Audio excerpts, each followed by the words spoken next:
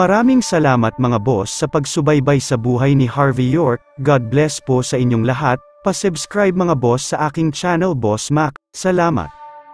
Kabanata 656. Kalimutan mo, nasa mabuting kalagayan ako ngayon. Kukunin ko lang patawarin mo. Hinawakan ni Tanya ang kanyang kamay at tumingin ng hindi mapakali. Biglang naisip ni Layton ang isang bagay. Siya noon ay tinanong, sa pamamagitan ng paraan, hindi mo ba sinabi na ikaw ay pagpunta at lalahok sa pagtatasa ng enlistment ng sword camp ngayon? Bakit hindi ka namin nakita? Naisip din niya ito nang marinig niya ang mga salita ni Layton. Tumingin siya kay Harvey nang walang kabuluhan. Nais nilang makita kung ano pa ang maaring sasabihin ng live-in son-in. Sa kanilang pananaw, dapat bigyan ni Harvey ang kanyang sarili ng 2 sampal sa mukha ngayon at bumalik. Hindi inaasahan, nag-atubili si Harvey at ilang sandali pa nagpa siya na sabihin ang totoo. Ang katotohanan ay sasabihin ko, na pumunta ako ngayon, ngunit hindi ka kwalipikado na makita ako. Ang buong lugar ay nahulog ng tahimik nang sinabi niya ito. Halos pumutok sina Layton at Tanya sa isang angkop na galit. Ano ang ibig niyang sabihin na hindi sila kwalipikado na makita siya? Ang live-in na manugang na ito ay tiyak na kinuha ang kanilang mga salita seryoso at sobrang narcissistic. Nakatitig lamang sila kay Harvey sa sandaling ito. Nagnanais upang patayin siya. Sina Simon Zimmer at Lillian Yates ay higit pa natakot, tulad ng relasyon sa pagitan ng 2 partido tungkol sa kadalian pagkatapos ng ilang pagsisikap. Ngayon ito ang live-in na manugang na lalaki ay muling nagsasalita ng walang katuturan. Ang taong ito, siya ay tunay na hindi maaaring gumawa ng anumang tama. Kahit si Mandy ay natulala. Hindi niya inisip na maaaring sabihin ni Harvey ang ganoong bagay. Lamang kapag si Simon at iba pa ay malapit ng mabaliw, biglang, itinulak ng driver ni Tanya at Layton na buksan ang pintuan ng silid at kinakabahan na sinabi, "Sir, ginang, may mali." Ang batang Master Connor Ward ay pinauwi ng mga tao mula sa rehiyon ng militar ng Southlight. Sinabi nila na ang young Master Connor ay nasa mahirap na kalusugan at siya ay nanghina sa panahon ng pagpapatala sa seremonya ng pagtatasa. Hindi siya karapat-dapat na lumahok sa enlistment na pagtatasa ng sword camp. Ang mga mukha ni Tanya at Layton ay nagbago ng malaki sa sandaling narinig nila ang balita. Sa sandaling ito, hindi sila nag-abala sa gulo sa paligid kasama si Harvey. Sa halip, lahat sila ay tumayo kaagad. Anong nangyari? Mahina ang kalusugan. Hindi karapat-dapat na lumahok sa pagtatasa ng enlistment. Ano ang ibig sabihin ito? Saan mo narinig ang balita? Maaari itong maging isang pagkakamali. Pareho silang hindi makapaniwala sa sandaling ito. Si Connor ay nagmula sa isang mayamang pamilya, ang pamilyang Ward sa Golden Sands. Tumanggap siya ng mga piling edukasyon mula sa mga maharlika mula pa pagkabata. Malakas sila kung ito ay sa mga tuntunin ng lakas, pundasyon, o background. Paano siya hindi karapat-dapat na lumahok sa pagtatasa ng enlistment? Ang mukha ng driver ay naging mapotla at sinabi, "Sir, lady, ang rehiyon ng militar ay nagpadala ng mga tao.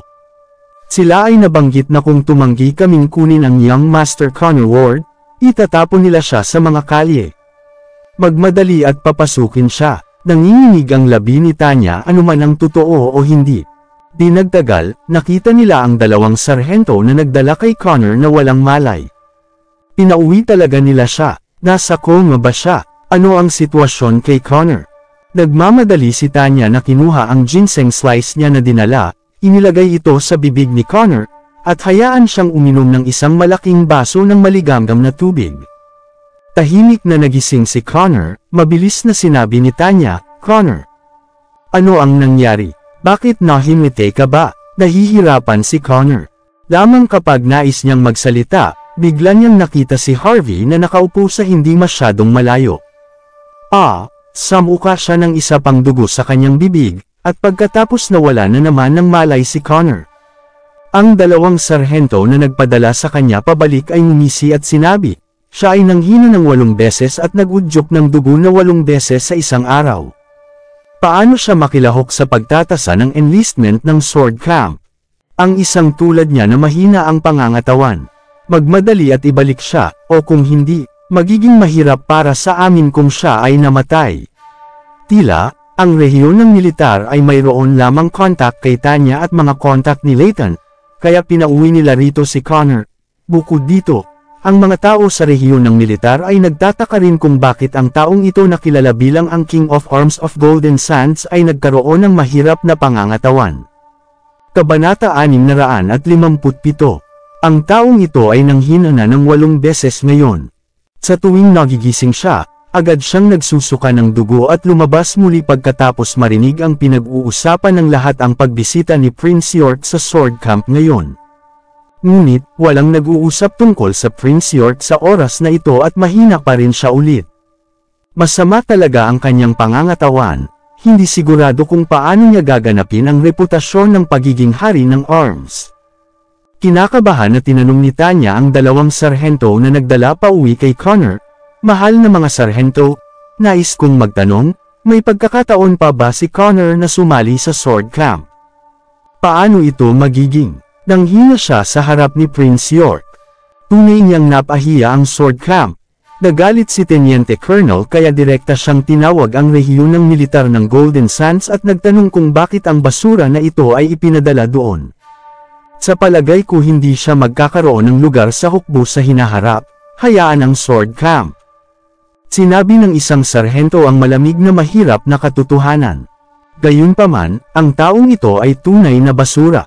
Si Prinsipe York ay dumating upang magbigay ng ilang patnubay sa unang pagkakataon sa nakalipas na 3 taon. Talagang napunta siya upang masira ang reputasyon ng Sword Camp. Tiyak na nakakuha siya ng ilang mga nerbiyos.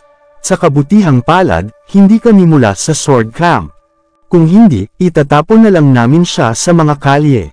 Ang isa pang sarhento ay paulit-ulit na sumulyap, ang Sword Camp ay ang pinakamalakas na hukbo sa Southlight na rehiyon ng militar. Kung hindi ka nagpakita ng paggalang sa Sword Camp, ibig sabihin hindi ka nagpapakita ng paggalang sa rehiyon ng militar ng Southlight. Parehong sina Tanya at Layton ay sumabog ang isang malamig na pawis sa sandaling narinig nila. Nagbigay ang Ethan Hunt, kahit na nakakasakit sa kay Prince York.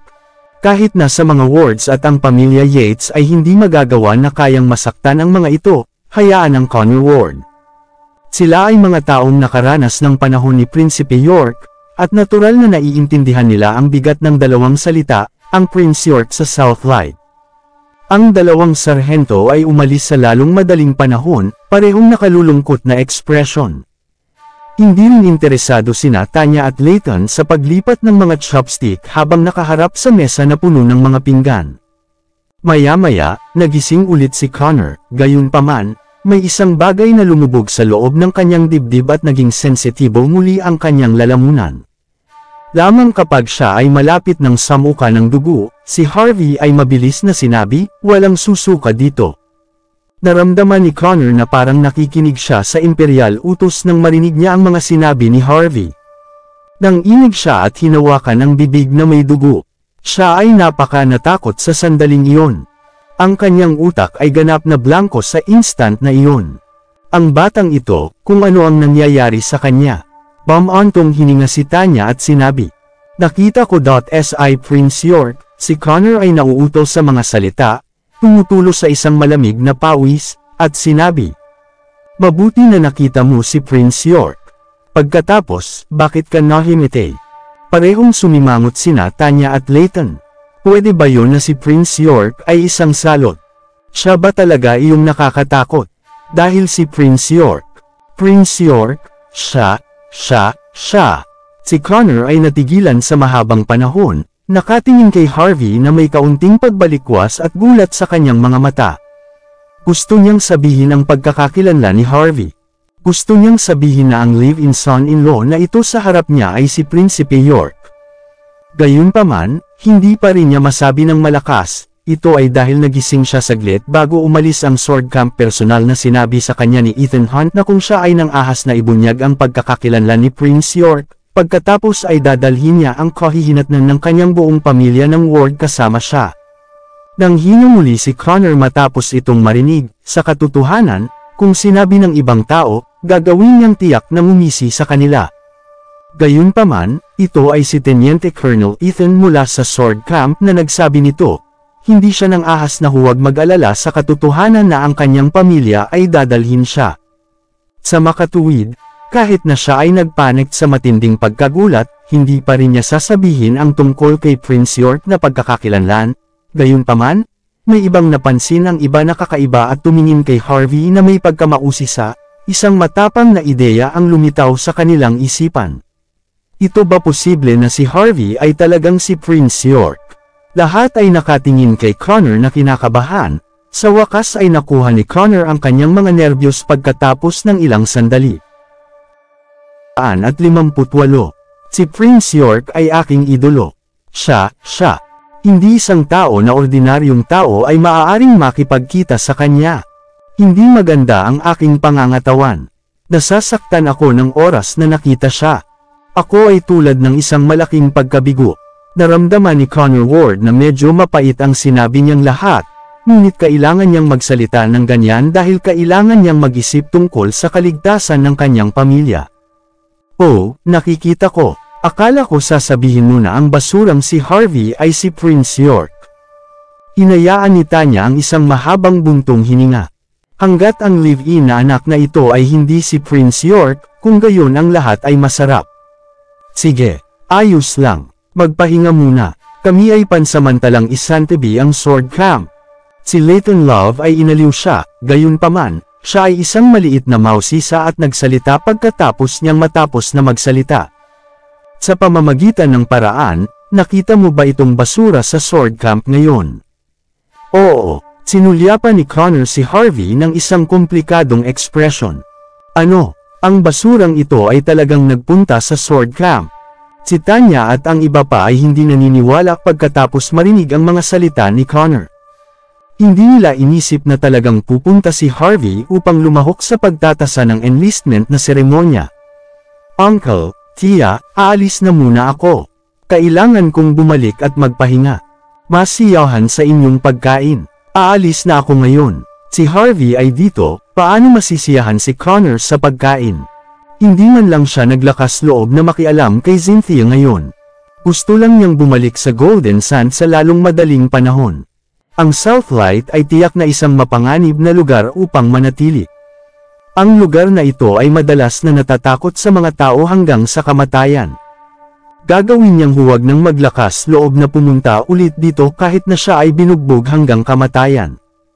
Aba, dahil pagod ka, bumalik na tayo sa inyo. Tumayo si Layton. Hindi na kami kakain. Balik na tayo, sabi ni Tanya. Nag-aalala sina Simon Zimmer at Lillian Yates, sister, brother-in-law, pinatawad mo na kami.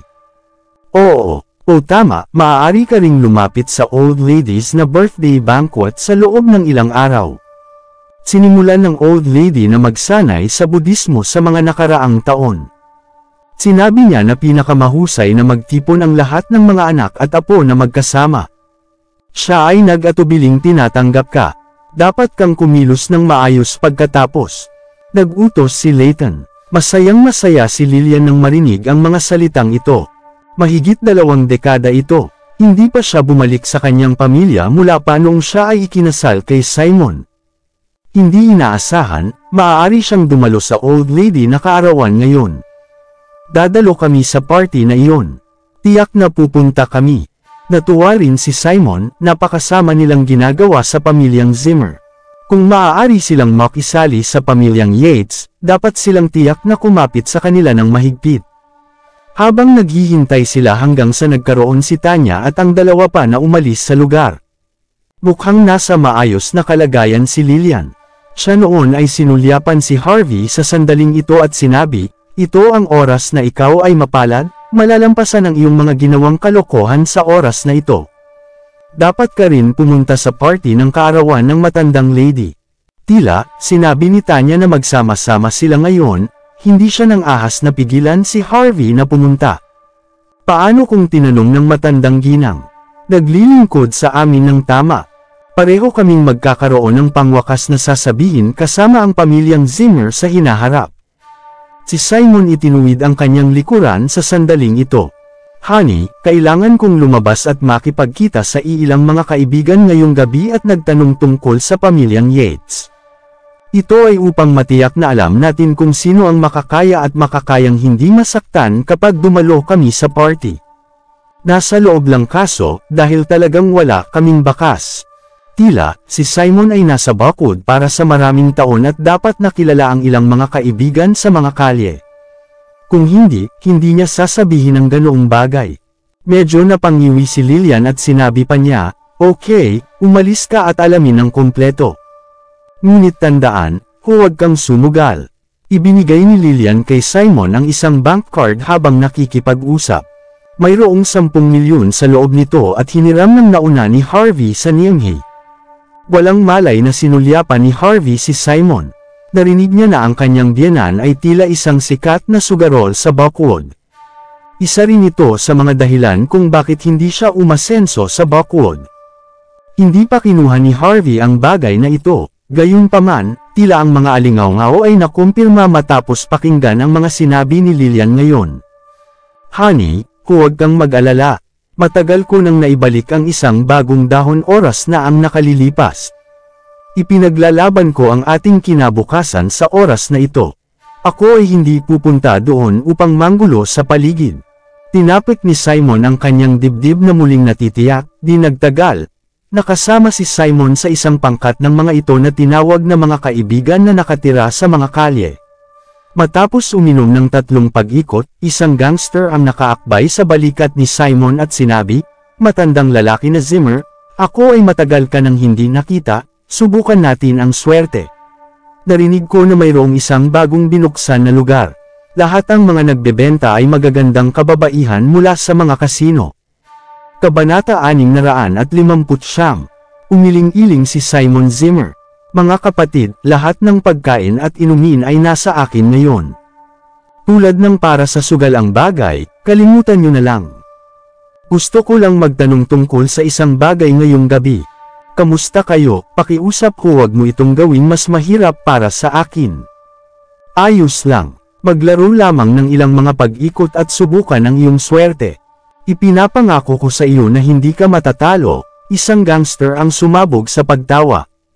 "Bakit? Sasabihin namin sa iyo kung ano ang nais mong tanungin. Ngayon binago mo ang iyong mga kulay at hindi ka nagpapakita sa amin ng ilang paggalang." Matandang lalaki na Zimmer. "Dahil lumabas ka upang maglaro, bakit hindi ka magsaya? Sino ang darating palabas at maglaro ng 1 milyon lamang? Kung matalo ka, maaari mo lamang itong kunin bilang pagkalat ng iyong kayamanan sa paligid. Kung manalo ka, swerte ka." Hahaha, lahat ay lasing na, at tinukso si Simon na sumugal pa rin.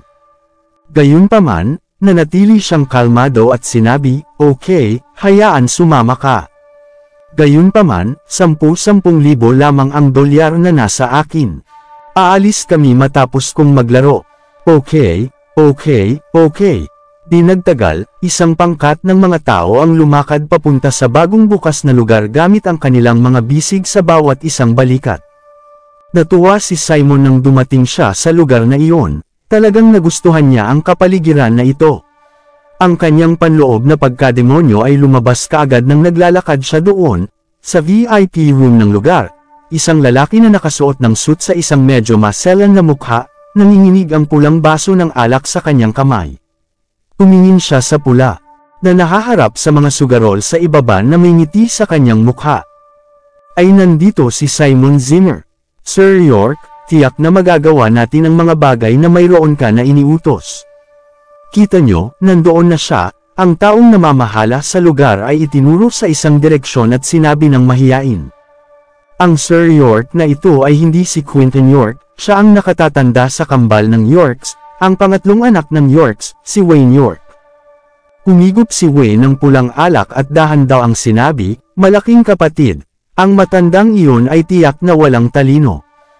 Karaniwan akong hindi gagawa ng aksyon laban sa walang tao tulad niya." Gayunpaman, mula noong nagbigay ang pangalawang kapatid ng direktang pagkakasunod-sunod, gagawin ko ito.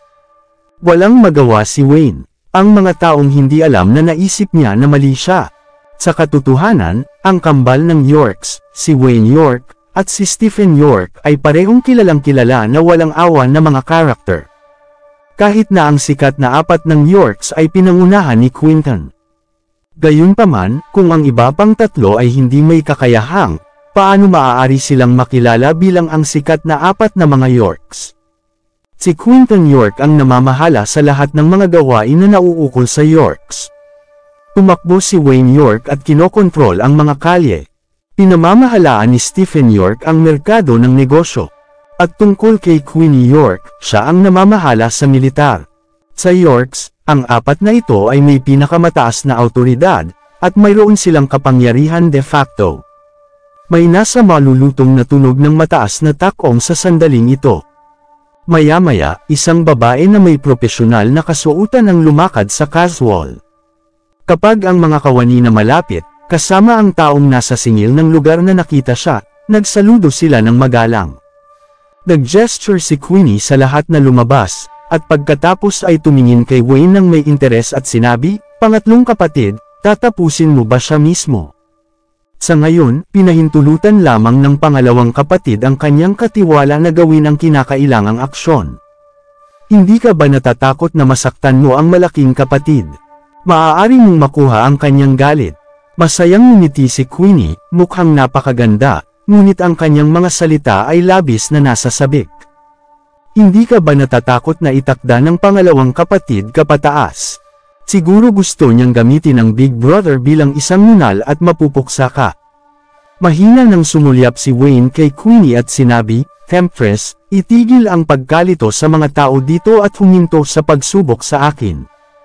Hindi mahalaga kung ano ang nais ng pangalawang kapatid na gagawin ko ito. Iyon ay dahil siya ay kasalukuyang pinuno ng mga Yorks." Prinsipe York. Ano ang isang biro? Iyon lang ang nakaraan. Malayo na ang Yorks nang hindi nangangailangan ng prinsipe. Mukhang tama akong magtiwala sa iyo. Sa susunod na sandali, lumabas ang isang walang malasakit na tinig. Nakita niya pagkatapos si Quinton na may suot na suit at naglalakad papasok ng dahan-dahan. Maraming salamat sa lahat ng sumusubaybay. Please subscribe and follow my YouTube and Facebook channel, Pilipino Novel. Maraming salamat po. Kabanata 660. Pangalawang kapatid, sumulyap si Wayne York kay Queenie York at pagkatapos nakayuko ng mahinahon. Sinulyapan ni Quinton York si Queenie na may nakangisi ang kanyang mukha at sinabi ng mahina, "Pangatlong kapatid, ano gagawin mo?" Ngumiti si Wayne at sinabi, "Siyempre, susundin ko ang iyong mga tagubilin at tahasang isagawa kung ano ang iyong iniutos." Pagkatapos maglalaro sa kanya, hayaan siyang mawala. Hayaan siyang mawala ang lahat, hayaan siyang mawala hanggang sa hindi na niya mabayaran ang utang kahit na ibig sabihin nito na ibigay ang buong pamilya Zimmer. Ako ay nais na makita kung gaano kalayo ang aming mabuting Big Brother upang pumunta para sa kanyang murang biyenan. Hindi sinabi ni Quinton. Para sa kanya, ito ang lahat ay laro lang. Tumango si Wayne at sinabi, "Pangalawang kapatid, huwag kang mag-alala. Aayusin ko ang lahat at tiyakin na walang anumang pagkakamali. Kahit ang pulis ay dumating, hindi nila mahahanap ang anumang katibayan." Tatlo sa sikat na apat ng Yorks ay nasa lugar ngayong gabi. Hindi naisip ni Simon Zimmer na ganyan at walang tulad niya ang maaaring aktwal na hayaan ng napakaraming mga maharlika ay nagmamasid sa kanyang background. Sa sandaling ito, si Simon ay nagkakaroon ng labis na kasiyahan. Nanalo siya ng maraming mga pag-ikot ng sunod-sunod, hindi bababa sa 100 beses. Nanalo siya ng milyon-milyon pagkatapos ng ika-10 pag-ikot ng stud poker. Madali ang dumating ang pera.